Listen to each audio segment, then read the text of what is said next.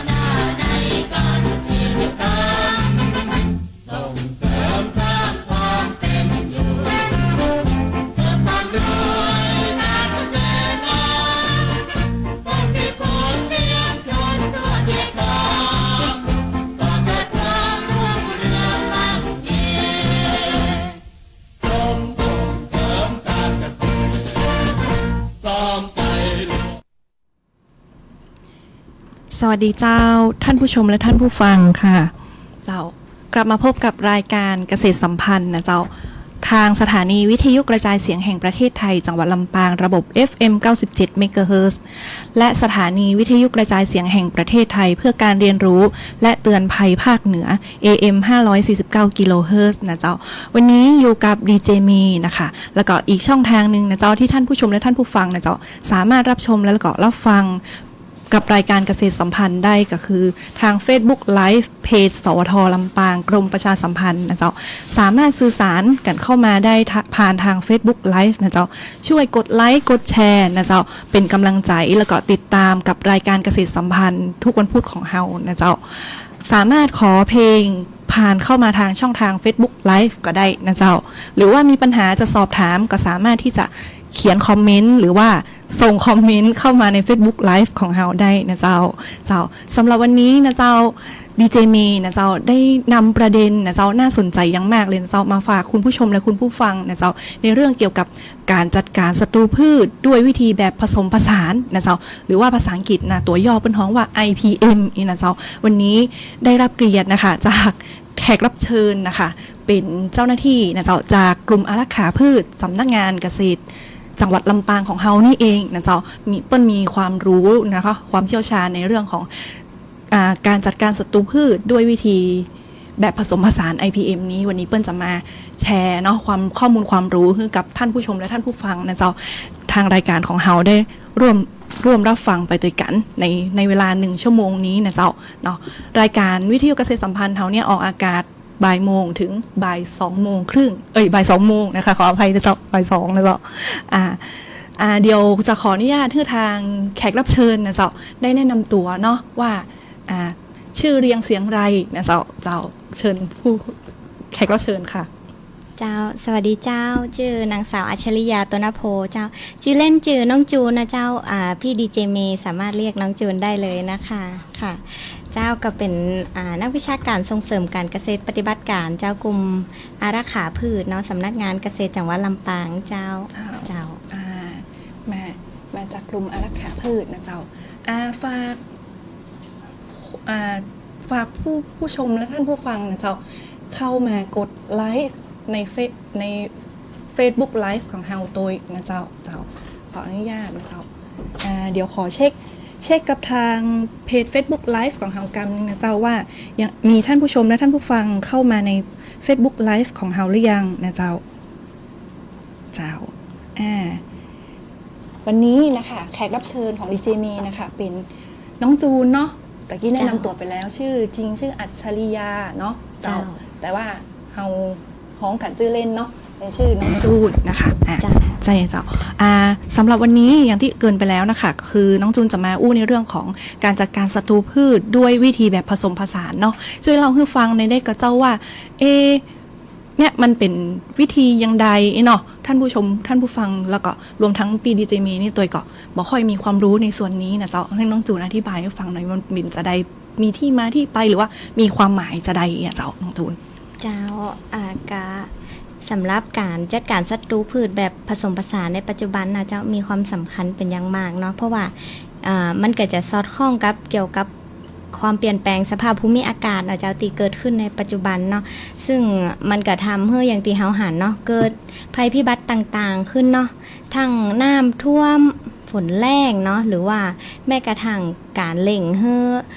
การระบาดศัตรูพืชเนี่ยเจ้าการระบาดของแมลงเนี่ยมันทวีความรุนแรงมากขึ้นในปัจจุบันเนาะฉะนั้นน่ะเฮาก็ควรมีการจัดการศัตรูพืชแบบผสมผสานหรือ IPM นะเจ้าเพื่อเตรียมความพร้อมนะเจ้าในการรับมือ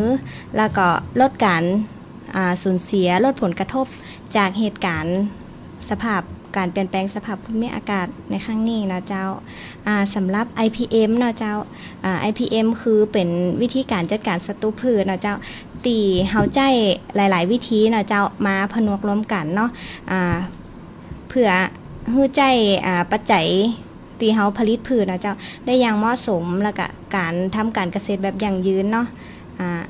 ซึ่งการจัดการศัตรูพืชแบบยั่งยืนเนี่ยเฮาจะเลือกใจสารเคมีเป็นอย่างสุดท้ายเนาะเฮาจะใจเป็นวิธี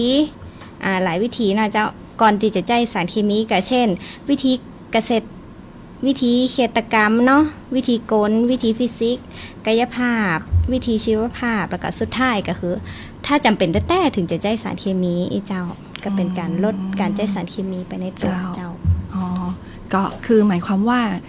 IPM หรือว่าการจัดการศัตรูพืชด้วยวิธีแบบผสมผสานนี่ก็คือเป็นการมุ่งเน้นการใช้วิธีตามธรรมชาติเนาะที่บ่ได้ใช้สารเคมีเป็นหลักเนาะแต่ว่าเอาหลายๆวิธีมารวมกันนี่นะเจ้าในความหมายแบบนั้นนี่นะเจ้าแม่ละเจ้าแล้วก็เปิ้ลมีหลักการหรือว่าวิธีการในการที่แบบจะทำ IPM เนี่ยให้มันถูกหลักวิชาการอย่างใดพ่องเจ้าช่วยอธิบายในส่วนนี้นะเจ้าสำหรับหลักการในการทำ IPM เนาะเจ้าหลักๆแต่เนี่ยมันจะมีอยู่4หลักการเนาะก็คือการปลูกพืชให้สมบูรณ์แข็งแรงก่อนเนาะแล้วก็การอนุรักษ์และใช้ประโยชน์จากศัตรูธรรมชาติเดี๋ยวเราก็จะมาอู้กันว่าศัตรูธรรมชาติหรือว่าการอนุรักษ์เนี่ยเราจะทำได้อย่างไรนะเจ้าแล้วก็3คือเกษตรกรเนาะมีการสำรวจแปลงปลูกอยู่สม่ำเสมอแล้วก็ต่อเนื่องนะเจ้าเพื่อป้องกันเนาะแล้วก็สุดท้ายก็คือเกษตรกรนะเจ้าซึ่งเป็นผู้เชี่ยวชาญเนี่ยอยู่ในแปลงตัวเก่าเนี่ยรู้จักตัดสินใจว่าเขาจะใช้วิธีการไหนเนาะในการจัดการศัตรูพืชเจ้าเนาะด้วยตนเองเจ้าอันนี้ในส่วนนี้ก็ต้องเกษตรกรก็ต้องมีความรู้เป็นพื้นฐานส่วนหนึ่งเนาะเพื่อที่จะเลือกใช้วิธีให้มันเหมาะสมกับสิ่งที่ตัวเองเจออยู่เนาะแต่ว่าเราจะเจอโรคหรือเจอแมลงเจ้าแล้วเราจะจัดการด้วยวิธีการไหนเนาะแต่หลักๆแล้วจะมี4ข้อนี้เนาะเจ้าเนาะตอนนี้น้องจูนทราบข่าวกับเจ้าว่าตอนนี้ทางเกษตรเฮานะเจ้ามีโครงการที่เปิ้นประชาสัมพันธ์กันเกี่ยวกับโครงการช่วยเหลือชาวสวนลำไยนะคะพอทราบข่าวอยู่นะเจ้ากับมีหลักเกณฑ์ต่างๆอันนี้เดี๋ยวรบกวนพี่ดีเจเมย์เดี๋ยวพี่จะอธิบายเพิ่มเติมในส่วนนี้นะเจ้าตอนนี้นะเจ้าทางสำนักงาน ทางกรมส่งเสริมเขาเลยเนาะต้องใช้ว่ากรมส่งเสริมการเกษตรนี่นะเจ้ามีโครงการพัฒนาสวนลำไยคุณภาพนะเจ้าตัดแต่งทรงพุ่มหรือช่อผลเนาะเพื่อฟื้นฟูสวนลำไยนะเจ้าเพื่อเพิ่มรายได้เป็นโครงการที่เป็นการสนับสนุนให้ชาวสวนลำไยเขาเนี่ยเจ้าได้มีสิทธิ์นะเจ้าได้รับการช่วยเหลือนะคะไร่ละ 1,000 บาทเจ้าไม่เกิน10 ไร่นะเจ้าซึ่งครั้งก่อนนะคะพี่ทางรายการเนี่ยก็ได้ประชาสัมพันธ์ในเรื่องของการให้เกษตรกรขึ้นทะเบียนแล้วก็ปรับปรุงข้อมูลทะเบียนเกษตรกรไปแล้วเนาะแต่ตอนนี้ก็คือเราก็สามารถที่จะตรวจสอบสิทธิ์เพื่อเข้าร่วมโครงการได้ละนะเจ้านะโดยหลักการเนี่ยหลักเกณฑ์เนาะสำหรับผู้เข้าร่วมโครงการเนี่ยค่ะก็จะต้องเป็นพื้นที่ที่ปลูกลำไยที่ให้ผลผลิตแล้วนะเจ้ามีอายุตั้งแต่5 ถึง 25 ปีเจ้าแล้วก็เป็นพันธุ์ที่ผลิตเพื่อการค้าเช่นพันธุ์อีดอเนาะแล้วก็พันธุ์สีชมพูพันธุ์พวงทองพันธุ์เบี้ยวเขียวเท่านั้นเนี่ยเจ้าแล้วก็เกษตรกรเนี่ยเจ้าจะต้องเข้ารับการถ่ายทอดความรู้จากสื่อการเรียนการสอนจากเว็บไซต์กรมส่งเสริมการเกษตรแล้วก็ต้องผ่านการทดสอบโดยนะเจ้าแล้วก็ต้องดำเนินการตัดแต่งทรงพุ่มและช่อผลเนาะตามหลักวิชาการและอัปโหลดรูปภาพที่ได้ตัดแต่งทรงพุ่มและช่อผลแล้วนะเจ้าผ่านแอปพลิเคชันฟาร์มบุ๊กและหากซื้อปัจจัยการผลิตนะเจ้าจะต้องมีการอัปโหลดภาพใบเสร็จรับเงินการซื้อปัจจัยการผลิตในช่วงเวลาดำเนินโครงการที่กำหนดนะเจ้าอันนี้ก็จะเป็นหลักเกณฑ์แบบคร่าวๆประมาณนี้ก่อนนะเจ้าเนาะเดี๋ยวใครสนใจรายละเอียดจะใดเดี๋ยวเราอาจจะเล่าสู่กันฟังหรือบางอันก็ติดตามผ่านทางรายการเกษตรสัมพันธ์เฮาได้เรื่อยๆนะเจ้าเนาะเจ้าเดี๋ยวช่วงนี้เดี๋ยวน้องจูนเฮาขอพักเบรกสักกำนะเจ้าเนาะ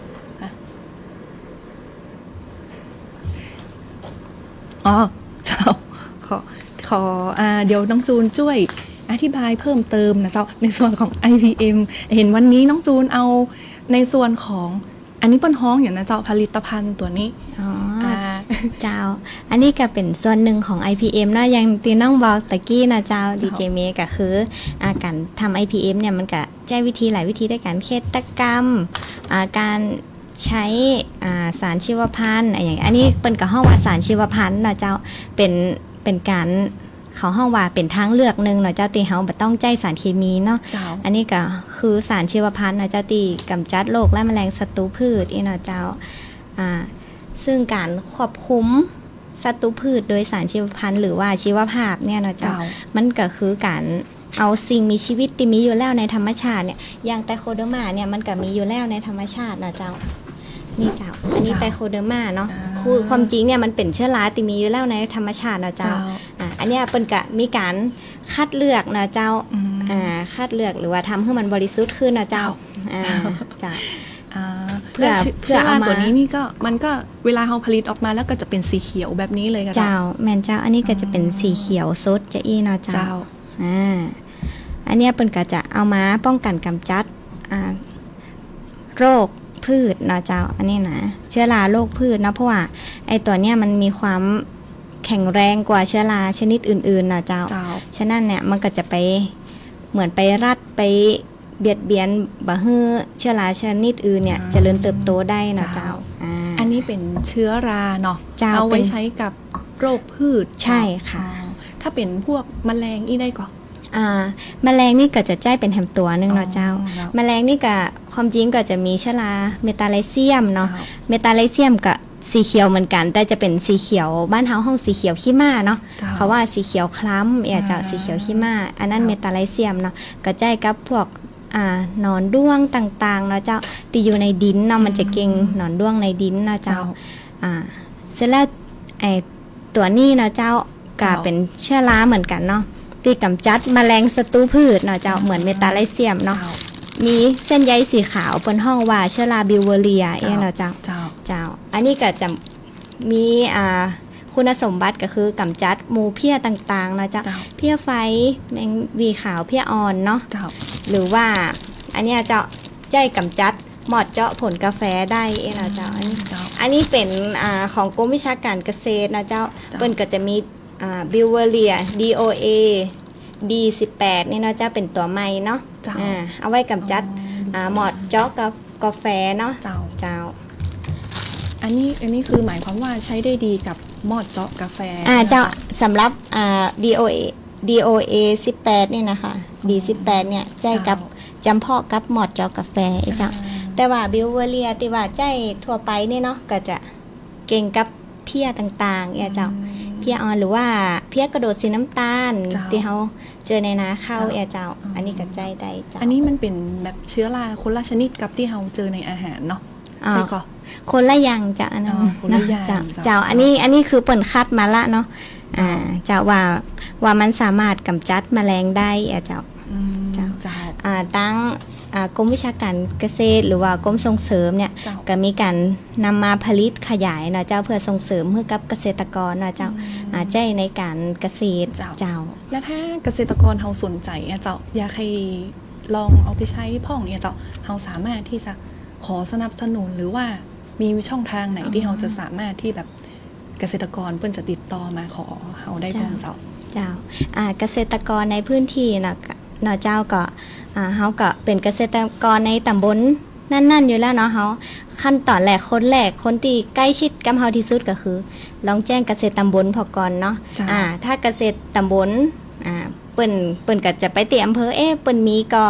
เปิ้นอาจจะมีหัวเจื้อกาหรือว่าอย่างกาเปิ้นก็สนับสนุนให้เฮาได้เลยเจ้าตามที่มีเนาะหรือว่าถ้าต่างเกษตรอำเภอบ่มีนะเจ้าเปิ้นก็จะแจ้งมาที่เกษตรจังหวัดลำปางเจ้าเนาะ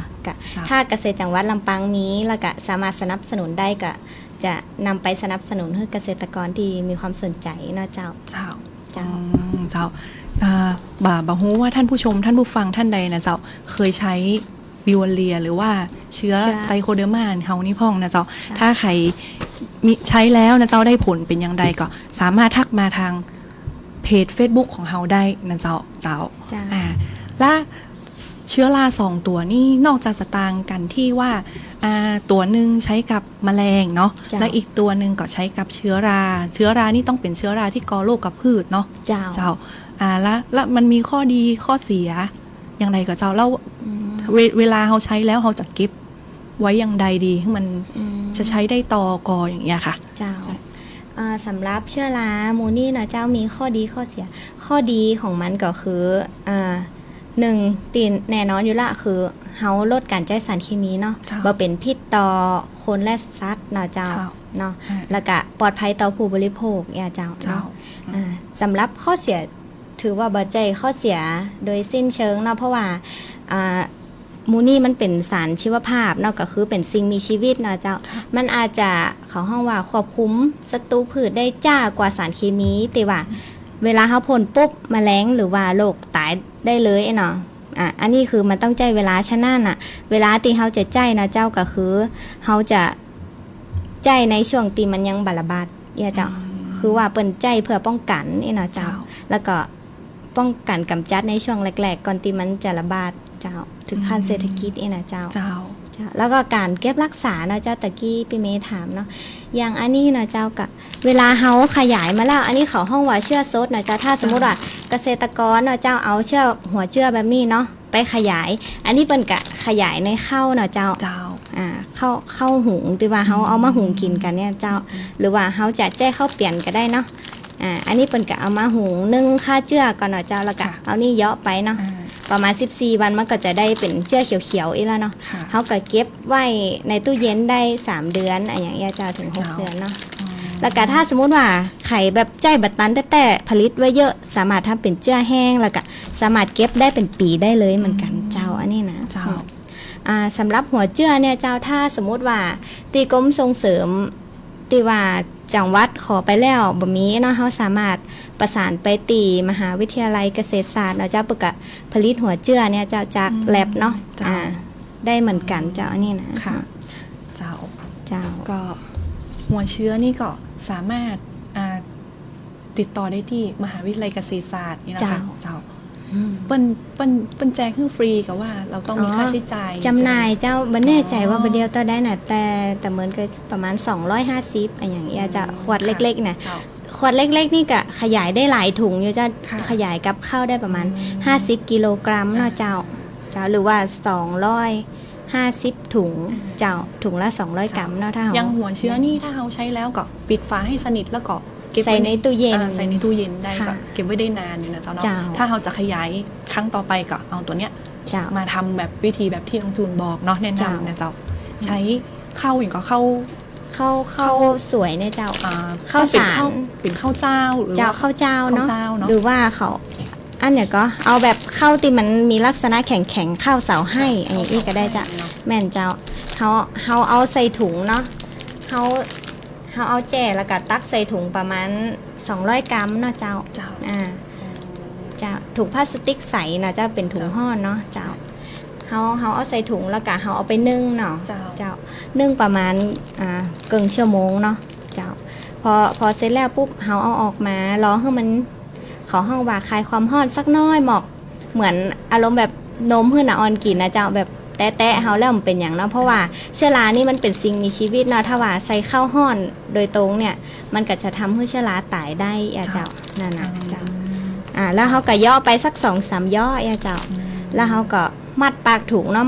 มัดบนปากถุงจะอี้เลยเจ้าเนาะ เจ้า ถ้าเราทำเองเนาะ จ้ะ แล้วก็ใจเข็มมุดหรือว่าเข็มเนี่ยเจ้าเจาะตรงอันเนี่ยก็ติดกับหนังยางเนี่ยเจ้าหลายๆรูเนาะ จ้ะ ประมาณ20-30 รูก็ได้ เพราะว่าไอเชื้อราหมูเนี่ยมันก็ต้องการออกซิเจนในการหายใจเหมือนกันนี่นะเจ้าเสร็จแล้วเขาก็เอาวางไว้ในตีแบบตีลมเนาะ เจ้า ตีลมหรือว่าตีมีการระบายอากาศดีเจ้า แล้วก็กระจายเข้าให้มันสม่ำเสมอในถุงเนาะทิ้งไว้ประมาณ3 วันอย่างเงี้ยเขาก็มาเขย่าตลอดทุกๆ3 วันอย่างเงี้ยเจ้าพอครบ14 วันมันก็จะเขียวประมาณนี้เลยเจ้าทำง่ายๆได้ที่บ้านเจ้า เจ้า ถ้าคือได้ผลดีก็คือต้องสีเขียวทั้งถุงแบบนี้เนาะ เจ้า เจ้า แม่นเจ้า ถ้ามีสีอื่นปนนี่ก็ ถ้ามีสีอื่นปนก็คือ อันนี้คือแต่ส่วนใหญ่อะไอเชื้อราไตโคเดอร์มาเนี่ยจะมันแข็งแรงเนาะเชื้ออื่นจะไม่ค่อยปนแต่ว่าถ้าเชื้อบิวเวอเรียอย่างเงี้ย ค่ะ มันจะอ่อนแอกว่าเนาะก็คือถ้าสมมติว่าเกษตรกรอยากทำเชื้อราอะก็ควรจะทำบิวเวอเรียก่อนไตโคเดอร์มาเพราะว่าถ้าเราทำไตโคเดอร์มาแล้วก็ทำบิวเวอเรียอะ ค่ะ บิวเวอเรียมันจะปนได้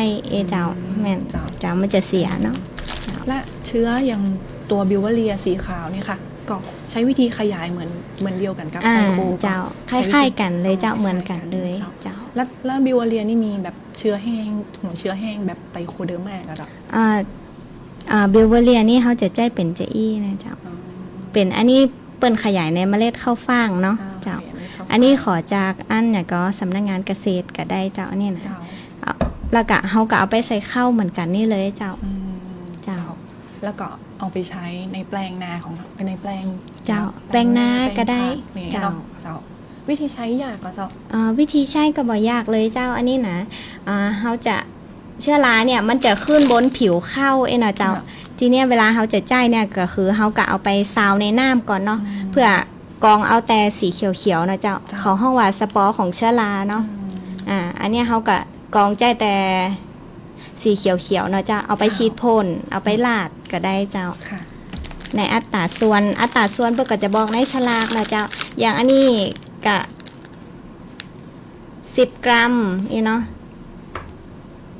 อันนี้ใช้อัตรา1 กิโลกรัมต่อน้ำ100 ลิตรอีเนาะเจ้ากรองเนาะหรือว่าเอาไปคลุกเมล็ดก็ได้เนาะเจ้า10 กรัมต่อเมล็ดข้าว1 กิโลกรัมอีเจ้าหรือว่าเขาจะเอาไปผสมในกล่องปุ๋ยมักก็ได้1 กิโลกรัมต่อเศษพืชเศษอย่าง100 กิโลกรัมอีเจ้า เจ้า ประ ดี มาณ เลย นี้ เราอันนี้ปลอดภัยเนาะ ปลอดภัยแน่นอน ผู้ใช้แล้วก็ ผู้บริโภค ตัว ค่ะ เจ้าก็ช่วงนี้ก็เดี๋ยวคงจะต้องได้พักก่อนจริงๆตะกี้ รีบเบรกไปหน่อยนะเรา เจ้า เดี๋ยวพอดีมีทางแฟนรายการเนาะแล้วก็ท่านขอเพลงเข้ามานะเจ้า ค่ะ เดี๋ยวเราพักฟังเพลงกันสักครู่แล้วก็เดี๋ยวเรามาพบกันในช่วงต่อไปของรายการนะเจ้า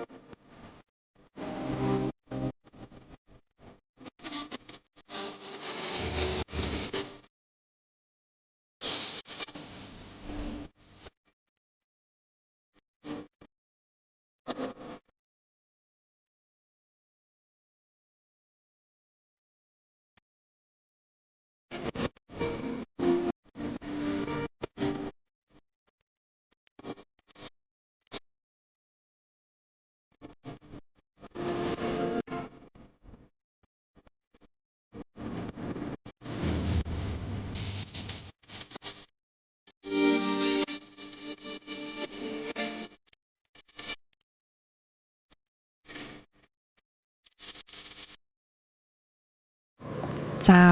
กลับมาพบกันในช่วงที่ 2 ของรายการนะเจ้าตอนนี้ขออนุญาตทักทายผู้ชมและท่านผู้ฟังทาง Facebook Live นะเจ้าสวัสดีคุณชัญญานะเจ้าคุณชัญญาสวัสดีเจ้านะเจ้า เจ้าแล้วก็ขอมีท่านผู้ชมและท่านผู้ฟังนะเจ้าขอเพลงมาทาง Facebook Live ของเรานะเจ้าเพลงโบดำนะเจ้าอันนี้แน่บอกว่าเป็นของใครนะเจ้าเดี๋ยวจะไปซ่อมาเปิดอาจจะมาเปิดได้อาทิตย์หน้านะเจ้าถ้าเจอนะเจ้าหรือว่าขอเพลงอื่นแทนได้ก็เจ้าในส่วนนี้นะเจ้าอ่ะ เดี๋ยวเขามาต่อกัน ต่อเลยนะคะน้องจูนเนาะเดี๋ยวเรามาอู้กันเพิ่มในเรื่องของการจัดการศัตรูพืชแบบ IPM นะเจ้าเนาะว่ามีวิธีการจัดการตะกี้เขาอู้ถึงเรื่องของเชื้อราเนาะเชื้อราไปละแล้วเชื้อรากำจัดศัตรูพืชนี่เนาะเจ้าเนาะแล้วก็เชื้อรากำจัดแมลงนี่เนาะเจ้าแล้วก็นอกจากนี้ยังมีวิธีอื่นหรือแบบมีเปิ้นท้องว่าจะไหนกลไกหรือว่าเชื้ออื่นๆอีกหรือเปล่าที่ว่าจะสามารถช่วยในส่วนของเรื่องของการจัดการศัตรูแบบ IPM นี้ได้นะเจ้าสำหรับเชื้อตัวอื่นเนาะนอกจากเชื้อรานะตีเฮาอู้กันตะกี้คือเชื้อรานะจะกำจัดศัตรูพืชกับมีเชื้อรากำจัดโรคพืชกับเชื้อรากำจัดแมลงศัตรูพืชเนาะเสร็จแล้วทีนี้นะเจ้าก็จะมีเชื้อแบคทีเรียเนาะเจ้าที่ทำลายแมลงศัตรูพืชแล้วก็โรคพืชได้เหมือนกันนะเจ้าบัดเดียวนี้เป็นกับตีใจกันในปัจจุบันนะเจ้าก็จะเป็นบาซิลัสทูริงเจนซีสนะเจ้า หรือว่า BT นะเจ้าที่เขาใจกันเนาะ เจ้า ที่เกษตรกรนิยมใจกันเนาะก็คือเชื้อ BT เนี่ยเจ้าก็เป็นแบคทีเรียเนาะหรือว่าเขาห้องแหมอย่างหนึ่งก็คือยาเชื้อนะเจ้ามันจะทำลายแมลงในระยะหนอนนะเจ้าก็คือ เวลาหนอนเนี่ยกินเชื้อ BT เข้าไปนะเจ้ามันก็จะทำให้หนอนเป็นอัมพาตยุดกินอาหารนะเจ้าแล้วก็โลหิตเป็นพิษชักกระตุกเนี่ยนะแต่ตายภายใน 5-7 วันนี่นะเจ้าอันเนี้ยเขาก็จะมันก็จะมีขายตามท้องตลาดอยู่นะเจ้าตัว BT นี่นะเขาสามารถนำมาขยายแล้วก็ใช้ในแปลงเกษตรได้นะเจ้าโดยวิธีการพ่นเนาะเพิ่นก็จะบอกนะว่าเชื้อ BT ตัวนี้ป้องกันกำจัดศัตรูพืชอย่างได้พ่องก็อย่างเช่นโรคแอนแทกโนดก็ได้เนาะเป็นเชื้อโรคเนาะเจ้าเป็นโรคแอนแทกโนดเป็น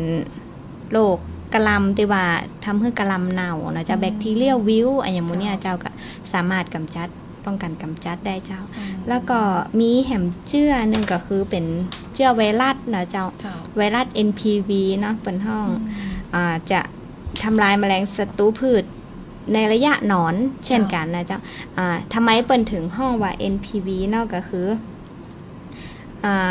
NPV เนี่ยเขากึดถึงตัววีเนาะเวลานอนกินเข้าไปเวลามันตายตัวมันจะง้อเป็นตัวคล้ายๆตัววีเจ้าติดอยู่ตีบนพืชเนาะเจ้ามันจะตายแล้วเป็นรูปตัววีเนาะตายแบบเป็นรูปตัววีใช่ค่ะเปิดกันเลยห้อง NPV เจ้าอันนี้เขาสังเกตง่ายๆเนาะเจ้าก็ทำลายพวกหนอนกระทู้หอมหนอนกระทู้พักอย่างมูเนี่ยเจ้า NPV แต่ละตัวมันกะจำเพาะกับหนอนแต่ละชนิดแตกต่างกันไปเนาะเวลาเขาไปซื้อเนาะสมมุติว่าเขาติแปลงเขามีหนอนกระทู้พักหลายหนอนเขาก็จะต้องดูฉลากว่าเปิ้นแนะนำว่า NPV นี่ใจกับหนอนกระทู้พักกอเนาะเจ้ามันถึงจะกำจัดกันได้เจ้ามันก็ต้องมีแบบความเปิ้นเอาอย่างเฉพาะเจาะจงกับชนิดของที่เราจะไปกำจัดแหมกำนึงเจ้าแม่นละเจ้าตัว NPV เนาะ NPV นี่หาซื้อยากกว่าเจ้าNPV นี่ส่วนใหญ่บอกค่อยมีนะส่วนใหญ่เขาจะใจเป็น BT มากกว่านะเจ้าอันนี้กะบ่ได้นะเพราะมันเป็นชื่อการค้านะบ่ได้เจ้ายังไงเกษตรกรก็สามารถไปสอบถามตามร้านขายเคมีภัณฑ์ได้เพราะว่าเดี๋ยวเนี่ย BT เปิ้นก็ผลิตมาแพร่หลายแล้วนะเจ้ามาขายในร้านเคมีภัณฑ์ต่างๆเจ้าสามารถสอบถามได้เนาะทางร้านเคมีภัณฑ์เจ้าแล้วก็มีวิธีการใจอยู่ตีฉลากข้างข้างตัวผลิตภัณฑ์เนาะต้องกระใจตามคำแนะนำเปิ้นใจกับเจ้าแล้วก็ที่สำคัญเนาะก็คือสารชีวภาพชีวพันธุ์มูนี่นะเจ้าเทคนิคการใจก็คือเฮาควรจะฉีดพ่นในช่วงเวลาตอนเย็นนะเจ้าเพราะว่ามันเป็นสิ่งมีชีวิตเนาะถ้าว่าวันไหนแดดร้อนๆเนาะถ้าเขาพ่นช่วงเจ้าเนาะมันจะผ่านแดดตอนกลางวันเนาะเจ้าทำให้มันตายได้เนาะแต่ว่าถ้าเขาพ่นตอนแรงเนาะมันก็ยังมีความชื้นแล้วก็อุณหภูมิมันก็จะบ่สุกแต่ตอนกลางวันจะมันก็ยืดอายุของตัวสิ่งมีชีวิตนั่นอยู่ได้เหมือนเจ้าประมาณนี้เจ้าแล้วก็ยังเชื่อบางตัวนี่เนาะก็คือเขาควรจะพ่นให้ถูกตัวแมงเนาะเจ้ามันถึงจะกำจัดได้เจ้าแม่หมายความว่าถ้าเขาต้องพยายามหาตัวแมลงที่มันเป็นเจ้าตัวศัตรูของเขาเนี่ยเจอเนาะแล้วก็พ่นให้โดนตัวมันยังสมมุติว่าเขาจะใจตัวบิวเวเรียนี่เนาะพ่นฆ่ากำจัดหนอนอย่างก็เพี้ยกระโดดสีน้ำตาลเนาะเขาหู้ว่าเพี้ยกระโดดสีน้ำตาลมันอยู่ตรงไหนเจ้าอยู่ตรงโคนท่านเนาะโคนต้นข้าวเนาะเจ้าเวลาเขาพ่นเนี่ยเขาก็ต้องฉีดตรงโคนต้นข้าวนะเจ้าเหนือน้ำเนาะเจ้ามันถึงจะกำจัดได้ประมาณนี้เจ้าแล้วตะกี้น้องบอกว่าน้องจูบอกว่าเราควรพ่นเวลาอย่างไรก็ต้องช่วงตอนเย็นเนี่ยสัก 4-5 โมงแดดลมตกพักกับพ่นเนี่ยเจ้าช่วงนี้จะถือว่าเหมาะสมอยู่เนาะเจ้าเหมาะสมที่สุดเลยแล้วก็เฮาบดีผลช่วงที่ฝนตกนะเพราะว่ามันก็จะเจือจางเหมือนเวลาเฮาพ่นสารเคมีนะเฮาก็บ่อยากพ่นช่วงฝนตกเจ้าดังนั้นควรจะพ่นในเวลาที่แนะนำเนาะช่วงตอนเย็นๆแล้วก็ ฝนต้องตกตัวเนาะ เจ้า เจ้าเชื้อมันก็จะได้ทำงานได้ดีนะเจ้าเนาะ ได้จ้ะ เจ้านอกจากนี้แล้วยังมีวิธีการอื่นเพิ่มเติมหรือมี จ้ะ ในส่วนของที่เชื้อนี่เขาอู้ไปแล้วเนาะแต่ จ้ะ ด้วยวิธีการอื่นๆ มีเพิ่มเติมอีกกับเจ้าที่จะ จ้ะ แนะนำนี่เจ้า มีเจ้ายังชีวภาพนี่ยังบ่หมดเพียงเท่านี้นะเจ้ามันก็จะมีการใจตัวห้ามตัวเบียนในการควบคุมศัตรูพืชนะเจ้า เจ้า ตัวห้ามนี่ก็จะหมายถึงเป็นเขาห้องว่าเป็นสิ่งมีชีวิตตีจะกินศัตรูพืชเป็นอาหารนะเจ้า มันจะใจการจับกินหรือว่าอย่างยาเจ้า เจ้า เช่นสิ่งอันไหนก็สิ่งมีชีวิตที่มีกระดูกสันหลังก็ถือว่าเป็นอันตัวห้ามได้เหมือนกันเนาะเจ้า เจ้า เช่น งูนกกิ้งกากบอย่างเงี้ยเจ้าที่ว่ามันงูกะจับกินหนูเนาะ เจ้า หนูก็ถือว่าเป็นอันไหนก็ศัตรูของพืชเฮาเหมือนกันเนาะแบบมันลักไปกินเม็ดเฮาอย่างเงี้ยเนาะแม่นลักกินผลผลิตเฮาเนาะ เจ้าหรือว่าพวกแมลงก็ถือว่ามีแมลงตัวห้ามได้เหมือนกันเนาะเจ้าก็เช่นมวนพิฆาตมวนเพชฌฆาตดวงเตาเนาะเจ้าแมงปอแมงจ้างเนาะยังแมงจ้างหรือว่าแมงหางหนีบเนี่ยเนาะมันก็จะจับกินแมลงตัวน้อยๆหรือว่าหนอนเนี่ยเจ้าแมงจ้างก็จะมันก็ใจปากแหลมๆของมันนะเจ้าดูดกินน้ำเลี้ยงในเพี้ยอ้อนอย่างอี้เป็นต้นเนี่ยเจ้า แล้วก็แฮมแบบหนึ่งก็คือตัวเบียนเนาะเจ้า ตัวเบียนนี่ก็คือคล้ายๆว่าเป็นปรสิตเนาะเจ้า อยู่ในหนอนหรือว่าในสิ่งมีชีวิตตัวอื่นๆเนาะเจ้า เจ้า แล้วก็สุดท้ายก็ในการใจสารชีวภาพก็คือการใจสารธรรมชาติเนาะในการควบคุมศัตรูพืชนะเจ้าเพื่อไล่หรือว่ากำจัดแมลงเนาะที่เขาเห็นได้ทั่วไปก็จะมีหมูพริกอันไหนก็ขมิ้นชันตะไคร่หอมหรือว่าสะเดาเนาะ เจ้า ประ อัน มา นี้ ณ เป็น นี้ สารสกัดธรรมชาติเนาะ เจ้า อันนี้ก็เป็นแถมตั้งเลือกตี อ่า ทำให้ลดการใช้สารเคมีได้เจ้า เจ้า อันนี้สารสกัดธรรมชาตินี่เอาไว้ไล่เนาะ เจ้าไล่หรือว่าเป็นการเขาห้องว่ากำจัดก็ได้เนาะ กำจัดก็ได้ อันนี้ก็อย่างเช่นสะเดาเนี่ยเนาะเจ้าเปิ่นก็จะเอาเม็ดมันมาบดสกัดเอาสารสำคัญเนาะเจ้า เจ้า ฉีดพ่นมันก็จะทำให้ตัวแมลงหรือว่าตัวหนอนเนี่ยเนาะเจ้า เขาห้องว่าบะฮื้อมันกินพืชของเฮาได้เนาะแล้วก็ เจ้า ยับยั้งการหลอกคราบ อืม แล้วก็ถ้ามันบ่ได้หลอกคราบเนี่ยเนาะมันก็ตายไปอะเจ้าประมาณนี้เนาะเจ้า เจ้าแต่ว่าทุกอย่างนี่การที่เราไปใช้สารเคมีนี่ก็คือต้องใช้ระยะเวลาเนาะใน เจ้า การที่จะควบคุมดูแลมันเนาะ เจ้า เจ้าเดี๋ยวเราจะมาอู้เรื่องของการหยุดเผาเนาะในช่วงนี้ เจ้า เจ้าทางสำนักงานเกษตรจังหวัดเฮาเนี่ยเจ้าช่วงนี้ก็เหมือนกับใกล้เข้าช่วงฤดูแล้งแล้วเนาะก็เริ่มมีหมอกควันไฟป่าอย่างเงี้ยเข้ามาในพื้นที่เฮาเนาะก็จะก่อให้เกิดแบบในส่วนของฝุ่นละออง PM 2.5ต่างสำนักงานเกษตรเฮาได้มีคือน้องจูนช่วยแบ่งปันข้อมูลในส่วนของเรื่องของการหยุดเผากับทางคุณผู้ชมและคุณผู้ฟังได้รับทราบข้อมูลในส่วนนี้ในนั้นเจ้า เจ้าสำหรับการยุดเผานะเจ้าในปีนี้ก็ยังมีการรณรงค์เหมือนเช่นเคยทุกปีที่ผ่านมานะเจ้า ปีที่แล้วอันเนี่ยก็จากข้อมูลนะเจ้าเฮาสามารถลดพื้นที่การเผาในพื้นที่การเกษตรเฮาได้ถึง 30.94% เนาะหรือว่าลดลงเหลือแค่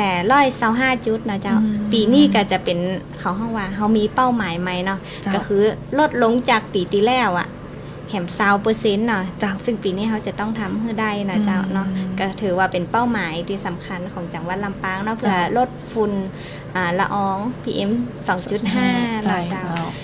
แล้วก็ตั้งสำนักงานเกษตรจังหวัดลำปางนะเจ้าก็ขอประชาสัมพันธ์เนาะในช่วงที่มีการเก็บเกี่ยวผลผลิตข้าวหรือว่าผลผลิตนะเจ้าเพื่อเตรียมปลูกพืชหลังนาเนาะก็คือสำนักงานเกษตรจังหวัดก็ขอเน้นย้ำนะเจ้าในตามประกาศของกระทรวงเกษตรและสหกรณ์เนาะ มาตรการจัดการป้องกันและแก้ไขปัญหาฝุ่นละอองขนาดเล็ก PM 2.5 นะเจ้าภาคการเกษตรฉบับที่2เนาะ เจ้า ก็คือเปิดห้ามเกษตรกรเผาในพื้นที่การเกษตรตั้งแต่วันที่1กุมภาถึง31มีนาคม2569นะเจ้าหากเกษตรกรฝ่าฝืนนะเจ้าก็จะบ่ได้รับสิทธิ์ในการเข้าร่วมโครงการของกรมส่งเสริมหรือของกระทรวงเกษตรนะเจ้าเปิ้นตั้งกฎขึ้นมาเนาะนาน2 ปีนะเจ้าแล้วก็ยกเว้นการช่วยเหลือเกษตรกรที่ประสบภัยพิบัติแต่อย่างเช่นน้ำท่วมอย่างเอี้ยนะเจ้าฉะนั้นก็คืออยากให้เกษตรกรนะเจ้ารักษาสิทธิ์ตรงนี้เอาไว้นะเจ้าแล้วก็ร่วมด้วยช่วยกันเนาะในการลดพื้นที่การเผาเนาะซึ่งการเผานะเจ้าก็ถ้าเฮาลดการเผาเนาะก็ลด PM แล้วก็แถมอย่างนึงก็คือเศษวัสดุต่างๆเราจะเฮาสามารถนำเอาไปทำประโยชน์ได้แถมหลายอย่างเลยเจ้าเช่นปุ๋ยหมักหรือว่าเป็นอาหารสัตว์หรือว่าทำเป็นชีวมวลต่างๆได้เนาะเจ้าในปัจจุบันเจ้าเจ้าต้องช่วยกันเนาะรณรงค์แล้วก็ฝากเอาไปไว้ปฏิบัติตัวเองนะเจ้าเนาะเพื่อที่จะช่วยกันลดในเรื่องของหมอกควันและไฟป่าเนาะจะได้มีอากาศดีสะอาดบริสุทธิ์ไว้หายใจกันเนี่ยเจ้าเนาะใช่เจ้าแล้วก็มีข่าวฝากประชาสัมพันธ์นะเจ้าเนาะในส่วนของเรื่องของตลาดเกษตรกรนะเจ้าตอนนี้นะคะตลาดเกษตรกรของทางสำนักงานเกษตรจังหวัดลำปางนะเจ้าเปิดรับสมัครและก็คัดเลือกผู้จำหน่ายสินค้านะเจ้าของตลาดเกษตรกรนะเจ้าโดยผู้สนใจสมัครนะเจ้ามีคุณสมบัติคือจะต้องขึ้นทะเบียนเกษตรกรหรือว่าเป็นสมาชิกในครัวเรือนเกษตรกรนะเจ้าแล้วก็สินค้าที่นำมาจำหน่ายจะต้องเป็นผลผลิตหรือว่าผลิตภัณฑ์ในพื้นที่จังหวัดลำปางนะเจ้าแล้วก็มีความพร้อมแล้วก็ยินดีปฏิบัติตามระเบียบปฏิบัติของผู้จำหน่ายสินค้าของตลาดเกษตรกรจังหวัดลำปางนะเจ้าโดยมีกำหนดวันเวลาและสถานที่รับสมัครสามารถผู้ที่สนใจนะเจ้าสามารถเข้าไปสมัครได้ตั้งแต่บัดนี้นะเจ้าจนถึงวันที่11ธันวาคม2568นี่นะคะสามารถสมัครได้ที่เกษตรอำเภอทุกอำเภอนะเจ้า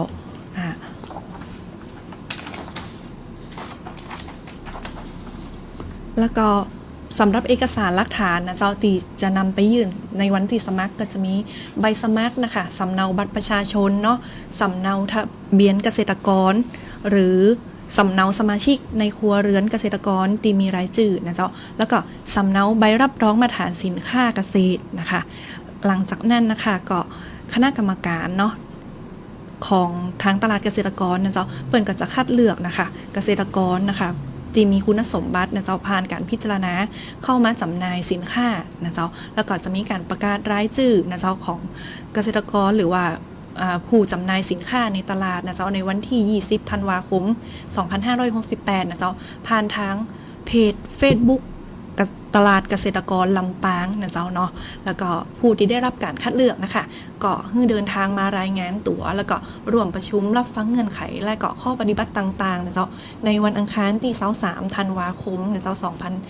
2568เวลา9 นาฬิกานะเจ้านะที่ตลาดเกษตรกรนะเจ้าตลาดเกษตรกรนี่ก็จะอยู่บริเวณ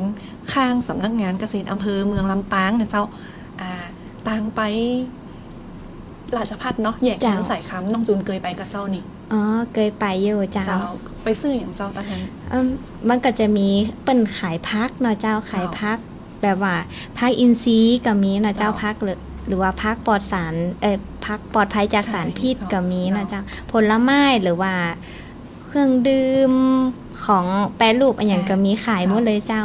ป่าอินทรีย์ป่ายังมีขายหมดเลยนักกระเช้าไปซื้อเหมือนกันเจ้าสินค้าเขามีคุณภาพเนาะแล้วก็ว่าเขาผ่านการกระบวนการในการที่ตรวจสอบเนาะผู้ค่าของเขาแล้วก็เป็นสินค้าที่ปลอดภัยเนาะต่อผู้บริโภคเอาจะเน้น GAP แล้วก็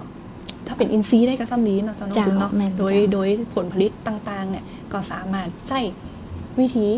การจัดการแบบ IPM ได้เนาะเจ้าเนาะเจ้าในส่วนของ IPM น้องจูนมีอย่างจะเพิ่มเติมรายละเอียดอีกสักเล็กน้อยกับเจ้า เจ้าสำหรับ IPM นะเจ้ากะขอฝากให้เกษตรกรนะเจ้านำไปปฏิบัติกันเนาะมันยังมีแหมหลายส่วนเลยเจ้าที่ว่าวันนี้ยังบ่ได้เพราะว่ามันอาจจะด้วยเวลาที่มีจำกัดนะเจ้ากะสามารถไปดูได้นะเจ้าในอินเทอร์เน็ตเพิ่มเติมนะเจ้าเกี่ยวกับการจัดการศัตรูพืชแบบผสมผสานนะเพราะมันก็จะมีทั้งในเรื่องของวันนี้เขาลักๆจะเป็นสารชีวพันธุ์ไปซะส่วนใหญ่เนาะความจริงก็จะมีแบบตั้งแต่การคัดการใจพันธุ์ต้านทานการจัดการระยะปลูกการจัดการแปลงปลูกหรือว่าการใช้เยื่อหล่อต่างๆเนาะเจ้าอันนี้ก็สามารถไปศึกษาต่อได้นะเจ้าสำหรับวันนี้ก็ขอบคุณทุกท่านนะเจ้าที่เข้ามารับชมรับฟังกันเจ้าแล้วก็ถ้ามีอย่างสงสัยเพิ่มเติมนะเจ้าสามารถประสานมาที่สำนักงานเกษตรในพื้นที่ของท่านนะเจ้าหรือว่าสำนักงานเกษตรลำปางได้เจ้าสำหรับวันนี้นะคะก็มาถึงทวงท้ายของรายการแล้วเนาะก็ต้องขอบคุณผู้เข้าร่วมรายการแขกรับเชิญของเราวันนี้นะเจ้าน้องจูนเนาะอัจฉริยาโตนะโพเนาะเจ้าหน้าที่นักวิชาการส่งเสริมการเกษตรเนาะจากสำนักงานเกษตรจังหวัดลำปางนะเจ้าเนาะแล้วก็ท้ายนี้ก็ขอฝากนะเจ้าเกษตรปลอดการเผาเนาะเพื่ออากาศที่สะอาดและชีวิตที่ยั่งยืนนะเจ้าเนาะก็กลับมาพบกันใหม่ในวันพุธหน้านะเจ้าวันพุธหน้าอาจจะต้องมีดีเจนักกี้เข้ามาตัวเองเจ้าสำหรับวันนี้นะคะก็ดีเจมีนะคะแล้วก็น้องจูนเนาะขอกล่าวคำอำลาท่านผู้ชมและท่านผู้ฟังไปก่อนนะเจ้าสวัสดีเจ้าสวัสดีค่ะ